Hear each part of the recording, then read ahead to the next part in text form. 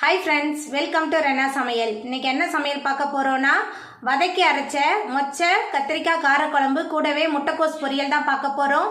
ரெண்டுமே ரொம்ப சுவையா இருக்கும். எளிமையான முறையில் செஞ்சிரலாம். அந்த சுவையான வதக்கி அரைச்ச மொச்சை கத்திரிக்காய் குழம்பு கூடவே முட்டைக்கோஸ் பொரியல் எப்படி செய்யறதுன்னு வாங்க பார்த்துடலாம். கார குழம்பு பண்ணுறதுக்கு 2 ஸ்பூன் அளவுக்கு எண்ணெய் சேர்த்துடலாம். செக்கில் ஆட்டின கடலை எண்ணெய் சேர்த்துருக்கேன். எண்ணெய் சூடாயிட்டு இதில் 10 சின்ன வெங்காயம் சேர்த்துக்கலாம். 15 பூண்டு பல், 2 தக்காளி பழம் பொடியாக நறுக்குனது, கொஞ்சமாக கருவேப்பிலை எல்லாத்தையும் சேர்த்துட்டு நல்லா வதக்கிடலாம். இந்த மாதிரி நம்ம வதக்கி செய்யும்போது கார குழம்பு நல்ல சுவையாக இருக்கும். வெங்காயம் பூண்டெல்லாம் குழந்தைங்க சாப்பாட்டிலேருந்து ஒதுக்கி வச்சுருவாங்க. இந்த மாதிரி நம்ம வதக்கி அரைச்சிலாம் கார குழம்புலாம் செஞ்சு கொடுக்கும்போது வெங்காயம் பூண்டெல்லாம் குழந்தைங்க ஒதுக்க மாட்டாங்க. நம்ம சேர்த்த சின்ன வெங்காயம், பூண்டு, தக்காளி 3மே நல்லா கலந்து வதங்கி வந்துருச்சு. இப்போ இதில் 1 டீஸ்பூன் அளவுக்கு சீரகத்தூள் சேர்த்துக்கலாம். அதுக்கப்புறமா 1/4 மூடி தேங்காய் எல்லாத்தையும் சேர்த்துட்டு மறுபடியும் நல்லா வதக்கி விட்டுடலாம். தேங்காயெல்லாம் சேர்த்துட்டு நல்லா கலந்து விட்டு வதக்கியாச்சு. இப்போ அடுப்பு ஆஃப் பண்ணிடலாம். ஆறுனதுக்கப்புறம் மிக்சியில் சேர்த்துட்டு நல்லா விழுத அரைச்சிட்டு வந்துடலாம். காரக்குழம்பு பண்ணுறதுக்கு 3 டேபிள் ஸ்பூன் அளவுக்கு எண்ணெய் சேர்த்துடலாம். எண்ணெய் கொஞ்சம் தாராளமாக இருந்தால் தான் காரக்குழம்புலாம் நல்ல சுவையாக இருக்கும். எண்ணெய் சூடாகி வரட்டும். எண்ணெய் சூடாகி வந்துட்டு இதில் 1 டேபிள் ஸ்பூன் அளவுக்கு வெந்தயம் சேர்த்துடலாம்.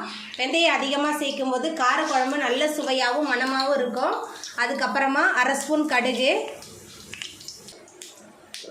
கடுகு வெந்தயம் நல்லா பொரிய ஆரம்பிச்சிருச்சு. இப்போ நம்ம பொடியாக நறுக்கி வச்சுருக்கிற காய் சேர்த்துக்கலாம். மீடியம் சைஸில் 4 கத்திரிக்காய், 2 உருளைக்கிழங்கு சேர்த்துருக்கேன். காய் சேர்த்துட்டு இந்த எண்ணெயிலே நல்லா வதக்கிடலாம். நான் வெங்காயம் தக்காளியெல்லாம் வதக்கி அரைச்சி சேர்த்துருக்கனால நான் இப்போ தாளிக்கிறதுக்கு எதுவுமே சேர்க்கல. அதனால தான் உடனே நான் காயெல்லாம் சேர்த்துட்டேன். கத்திரிக்காய் உருளைக்கிழங்கு இந்த எண்ணெயிலே நல்லா வதங்கி வந்துருச்சு. இப்போ இதில் குழம்பு மிளகாய் தூள் 3 டேபிள் ஸ்பூன் சேர்த்துக்கலாம். மஞ்சத்தூள் 1 ஸ்பூன் சேர்த்துக்கலாம். குழம்புக்கு தேவையான அளவுக்கு உப்பு சேர்த்துக்கலாம். ஏன்னா மொச்சை வேக வைக்கும் போதே கொஞ்சம் உப்பு சேர்த்துருக்கேன். அதுக்கப்புறமா நம்ம வதக்கி வச்ச வெங்காயம், தக்காளி, பூண்டு, தேங்காய் விழுது சேர்த்துடலாம். சேர்த்துட்டு எல்லாத்தையும் நல்லா வதக்கி விட்டுடலாம்.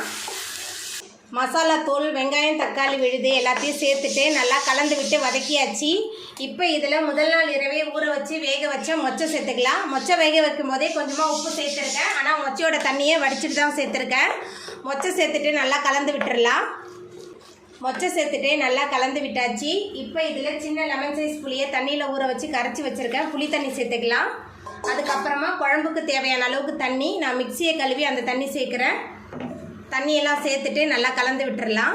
தண்ணி, புளி தண்ணி எல்லாமே சேர்த்துட்டு நல்லா கலந்து விட்டாச்சு. எல்லாமே சேர்ந்து நல்லா கொதிச்சு காயெல்லாம் நல்லா வெந்து வரட்டும். மொச்சை கத்திரிக்காய் குழம்பு நல்லா கொதிச்சு காயெல்லாம் நல்லா வெந்து வந்துருச்சு. நம்மளோட சுவையான வதக்கி அரைச்ச மொச்சை கத்திரிக்காய் குழம்பு சூப்பராக ரெடி ஆகிட்டு இப்போ நம்ம அடுப்பு ஆஃப் பண்ணிடலாம். முட்டைக்கோஸ் பொரியல் பண்ணுறதுக்கு 1/2 ஸ்பூன் அளவுக்கு எண்ணெய் சேர்த்துக்கலாம். பொரியல்ன்றனால குறைவான எண்ணெய் போதும். எண்ணெய் சூடாயிட்டு இதில் கொஞ்சமாக கடுகு சேர்த்துக்கலாம். கடுகு பொரிய ஆரம்பிச்சிருச்சு. ஒரு பெரிய வெங்காயம் பொடியாக நறுக்கி வச்சுருக்கேன். பெரிய வெங்காயம் சேர்த்துக்கலாம். காரத்துக்கு ஒரே ஒரு பச்சை மிளகாய் கீரி சேர்த்துருக்கேன். கொஞ்சமாக கருவேப்பிலை எல்லாத்தையும் சேர்த்துட்டு நல்லா வதக்கிடலாம். பச்சை மிளகாவை பொடியாக நறுக்கி போட்டு சேர்க்கலாம். ஆனால் குழந்தைங்க சாப்பிடும்போது வாயில் கடிப்படுன்றதுக்காக நான் ஒரே ஒரு பச்சை மிளகாய் மட்டும்தான் எடுத்து கீரி சேர்த்துருக்கேன். உங்களுக்கு வேணும்னா நீங்கள் பொடியாக கூட நறுக்கி சேர்த்துக்கலாம். வெங்காயம் நல்லா வதங்கி வந்துருச்சு. இப்போ இதில் மீடியம் சைஸில் ஒரு முட்டைக்கோஸ் நறுக்கி வச்சுருக்கேன். முட்டைக்கோஸ் சேர்த்துக்கலாம். முட்டைக்கோஸ் சேர்த்துட்டு நல்லா வதக்கி விட்டுடலாம். முட்டைக்கோஸ் சேர்த்துட்டு நல்லா கலந்து விட்டு வதக்கியாச்சு. இப்போ இதில் கொஞ்சமாக மஞ்சத்தூள் சேர்த்துக்கலாம்.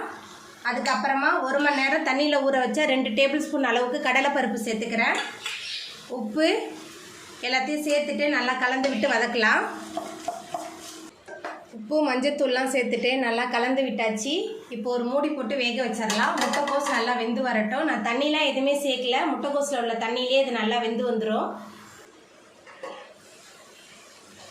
முட்டைக்கோஸ்லாம் நல்லா வதங்கி வெந்து வந்துருச்சு. இப்போ இதில் 1/4 மூடி தேங்காய் துருவல் சேர்த்துக்கலாம். தேங்காய் துருவல் சேர்த்தாலும் பரவாயில்ல, சேர்க்கலனாலும் பரவாயில்ல, சுவையாக தான் இருக்கும். தேங்காய் துருவல் சேர்த்துட்டு 1 நிமிஷத்துக்கு நல்லா கிளறி விட்டுடலாம். தேங்காய் துருவல் சேர்த்துட்டு நல்லா கலந்து விட்டாச்சு. நம்மளோட சுவையான முட்டைக்கோஸ் பொரியல் ரெடி ஆகிட்டு இப்போ நம்ம அடுப்பு ஆஃப் பண்ணிடலாம். அவ்வளோதாங்க, ரொம்ப சுவையான வதக்கி அரைச்ச மொச்சை கத்திரிக்காய் காரக்குழம்பு முட்டைக்கோஸ் பொரியல் சூப்பராக ரெடி ஆகிட்டு. இந்த சுவையான வதக்கி அரைச்ச மொச்சை கத்திரிக்காய் காரக்குழம்பு முட்டைக்கோஸ் பொரியலை நீங்களும் உங்கள் வீட்டில் செஞ்சு பாருங்கள். இந்த வீடியோ உங்களுக்கு பிடிச்சிருந்தா லைக் பண்ணுங்கள், ஷேர் பண்ணுங்கள், கமெண்ட் பண்ணுங்கள், சப்ஸ்கிரைப் பண்ணுங்கள். அப்படியே பக்கத்தில் உள்ள பெல் பட்டனையும் கிளிக் பண்ணிடுங்க. நன்றி.